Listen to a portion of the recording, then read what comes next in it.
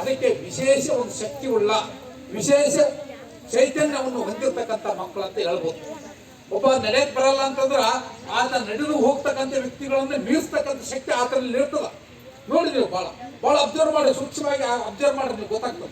ಅದಕ್ಕಾಗಿ ವಿಶೇಷ ಚೇತನ ಮಕ್ಕಳಿಗೆ ನಾವು ಯಾವತ್ತೂ ಎಲ್ಲಾ ರೀತಿಯಿಂದ ಅವರಿಗೆ ಸೌಲಭ್ಯಗಳು, ಸರ್ಕಾರದ ಸೌಲಭ್ಯಗಳೇನದವ ಆ ಸೌಲಭ್ಯಗಳನ್ನು ಮುಟ್ಟಿಸ್ತಕ್ಕಂಥದ್ದಾಗಲಿ. ಈಗ ತಾನೇ ನಮ್ಮ ಅಮರೇಶ್ ಸರ್ ಅವರು ಬೆಳಿಗ್ಗೆ ಫೋನ್ ಮಾಡಿದ್ರು, ಈ ರೀತಿ ಕಾರ್ಯಕ್ರಮ ಐತಿ ಸರ್ ಅಂದ್ರೆ. ಅದು ಏನಂತ ನಮ್ಗೆ ಹೇಳಲಿಲ್ಲ. ಇಲ್ಲ, ಮಕ್ಕಳು ಬರ್ತಾ ಇದ್ದಾರೆ ಸರ್, ಶಾಲೆಯ ಮಕ್ಕಳು ಬರ್ತಾ ಇದ್ದಾರೆ, ಅಂಗವಿಕಲರ ಮಕ್ಕಳು ಬರ್ತಾವ, ಅವ್ರಿಗೆ ಒಂದು ಸ್ವಲ್ಪ ಕ್ರೀಡೆಗಳು ಆಡ್ಸೋದೈತಿ, ಅದೆಲ್ಲ ಐತಿ, ಅದನ್ನ ಕಾರ್ಯಕ್ರಮ ಮಾಡೋಣ ಅಂದ್ರು. ನಾನು ನೋಡಿದಾಗ ಒಂದು ವಿಚಿತ್ರ, ಎಷ್ಟೋ ಮಕ್ಕಳು ಇದ್ದಾವೆ ಇವತ್ತ ಬಂದಿರತಕ್ಕಂಥ ವಿಶೇಷ ಚೇತನಗೊಳ್ತಕ್ಕಂಥ ಮಕ್ಕಳು, ನಮ್ಮ ಶಾಲೆಯ ಮಕ್ಕಳು ಮತ್ತು KGB ಸ್ಕೂಲಿನ ಮಕ್ಕಳು ಎಲ್ಲರೂ ಇದ್ದಾರೆ. ಇವತ್ತು ವಿಶೇಷವಾಗಿ ಹೇಳ್ತಾ ಇದ್ದೀವಿ, ಸುಮಾರು ಈ ಒಂದು 44% ನಾವು SSLCಯಲ್ಲಿ ನಾವು ರೀಚ್ ಮಾಡ್ತಾ ಇದ್ದೀವಿ. SSLCಯಲ್ಲಿ ಯಾಕೆ ರೀಚ್ ಮಾಡಕ್ ಆಗ್ತಾ ಇಲ್ಲ? ಬೇರೆ ಕಡೆ ಉಡುಪಿ ತಗೊಳ್ಳಿ, ಮಂಗಳೂರು ತಗೊಳ್ಳಿ, ದಾವಣಗೆರೆ ಕಡೆ ಮತ್ತು ಶಿವಮೊಗ್ಗ ಸೈಡ್ ತಗೊಂಡಾಗ ಅತಿ ಹೆಚ್ಚು ಪರ್ಸೆಂಟೇಜ್ 90, 85, 99% ಇಡೀ ಒಂದು ಮಕ್ಕಳ ಪರ್ಸೆಂಟೇಜ್ ಆಗ್ತದ. ನಮ್ಮ ಕಡೆ ಯಾಕೆ ಆಗಲ್ಲ? ಏನಿದರ ಅವಶ್ಯಕತೆ? ಯಾಕೆ ಇದನ್ನ ನಾವು ನಿರ್ಲಕ್ಷ್ಯ ವಹಿಸ್ತಾ ಇದ್ದೀವಿ? ಇವತ್ತು ವಿಶೇಷ ಚೇತನ ಮಕ್ಕಳು ಬಂದ್ರೆ ಅವ್ರ ಜೊತೆಗೆ ಅವ್ರ ಪಾಲಕರು ಬಂದಿದ್ದಾರೆ. ಪಾಲಕರು ಬಂದಾರ ಆ ಮಕ್ಕಳಿಗೆ ಹೇಳಿರ್ತಕ್ಕಂಥ ವಿಷಯವನ್ನು ಪಾಲಕರು ತಿಳ್ಕೊತಾರೆ. ಪಾಲಕರು ಆ ಮಕ್ಕಳಿಗೆ ಅನುಕರಣೆ ಮಾಡಕ್ಕೆ ಹೇಳ್ತಾರೆ. ಆದ್ರೆ ಎಲ್ಲಾ ಕಾರ್ಯಕ್ರಮಗಳಲ್ಲಿ ಅದೇ ರೀತಿಯಾಗಿ ಎಲ್ಲಾ ಪಾಲಕರು ಬಂದ್ರೆ ಮಕ್ಕಳ ಸ್ಥಿತಿಗತಿ ನಾವು ಪಾಲಕರಿಗೆ ಹೇಳಿದಂಗೆ ಆಗ್ತದೆ. ಇದು ಒಂದು ವಿಶೇಷವಾಗಿರ್ತಕ್ಕಂಥದ್ದು. ಯಾಕಂದ್ರೆ ನಾವು ಈ ಪರ್ಸೆಂಟೇಜ್ ನಲ್ಲಿ ನಾವು ಲೆಕ್ಕ ಹಾಕಿದಾಗ SSLCಯಲ್ಲಿ ಬಹಳಷ್ಟು ಮಕ್ಕಳಿಗೆ ಅಕ್ಷರವೇ ಬರಂಗಿಲ್ಲ, ಓದಲಿಕ್ಕೆ ಬರಂಗಿಲ್ಲ. ಯಾವ ರೀತಿ ಪಾಸ್ ಆದ್ರು ಅವರು? ಯಾವ ರೀತಿ 10ಕ್ಕೆ ಬಂದರು? ಹಿಂದೆ ಯಾಕೆ ಕಲಿಲ್ಲ ಅಂದ್ರೆ ಅವ್ರ ತಂದೆ ತಾಯಿಗಳ ತಪ್ಪು ಇದೆ, ಶಿಕ್ಷಕರ ತಪ್ಪಲ್ಲ. ಶಿಕ್ಷಕರ ಮೇಲೆ ಬಹಳಷ್ಟು ಅಂದ್ರೆ 8 ತಾಸು ಇರ್ಬೋದು ನಾವು, ಅದರಲ್ಲಿ 2 ತಾಸು ತೆಗೆದ್ರೆ 6 ತಾಸು ನೀವು ಶಿಕ್ಷಕರ ಅವಧಿ.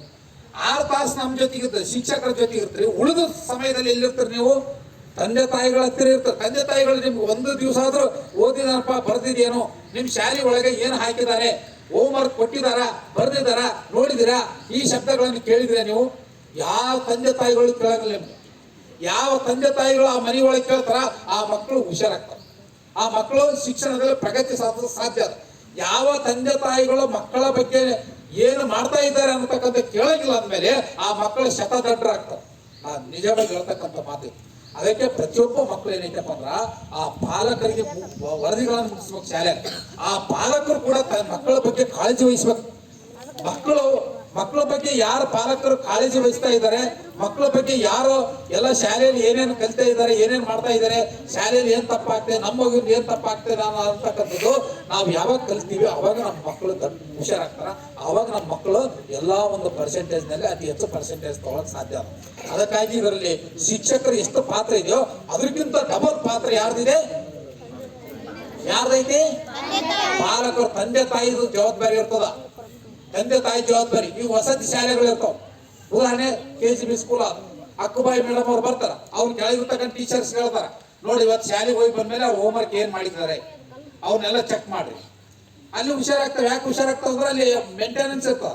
ಆ ಶಿಕ್ಷಕರು ಎಲ್ಲ ಅದನ್ನು ಪುನರಾವರ್ತನೆ ಮಾಡ್ತಾರ. ಅವ್ರು ಶಾಲೆಯಲ್ಲಿ ಏನ್ ಕಲ್ತಿಯಪ್ಪ ನೀನು, ಏನ್ ಬರ್ದಿದ್ಯಾ, ಏನ್ ಹೋಮ್ವರ್ಕ್ ಹಾಕಿದ್ದಾರೆ, ಇವತ್ತು ನೀನ್ ಏನ್ ಮಾಡ್ಬೇಕು, ಯಾಕೆ ಸುಮ್ನೆ ಕುಂತಿ, ಅಲ್ಲಿ ಯಾಕೆ ಹೋಗಿ ಕುಂತಿ, ಯಾಕೆ ಓದ್ತಾ ಇಲ್ಲ, ಯಾಕೆ ಮಲಗಿದೆ ಅಂತ ಅವರೆಲ್ಲ ಪ್ರತಿಯೊಂದು ಅಬ್ಸರ್ವ್ ಮಾಡಿ ಕೇಳ್ತಾ ಇದ್ದಾರೆ ಹೊಸ ಶಾಲೆಗಳಲ್ಲಿ. ಅದಕ್ಕೆ ವಸತಿ ಶಾಲೆ ಮಕ್ಕಳು ಓದ್ತಾರೆ. ನಮ್ಮ ಮಕ್ಕಳು ತಂದೆ ತಾಯಿ ಜೊತೆ ಇದ್ದ ಮಕ್ಕಳು ಓದಂಗಿಲ್ಲ. ಇವತ್ತು ಎಷ್ಟೋ ಜನ SSLCಯಲ್ಲಿ ಇದ್ದಾರೆ, ಅವ್ರಿಗೆ ತಮ್ಮ ಅಕ್ಷರ ಕೂಡ ಬರೆಯಕ್ ಬರಂಗಿಲ್ಲ. ಒಂದು ಪೂರ್ಣ ವಾಕ್ಯ ಬರೆಯಂದ್ರೆ ಬರೆಯಂಗಿಲ್ಲ. ಇಂಗ್ಲಿಷ್ ನಲ್ಲಿ ತಮ್ಮ ಅಕ್ಷರಗಳನ್ನೇ ಬರೆಯಕ್ ಬರಂಗಿಲ್ಲ. ಅಂತಹ ಮಕ್ಕಳು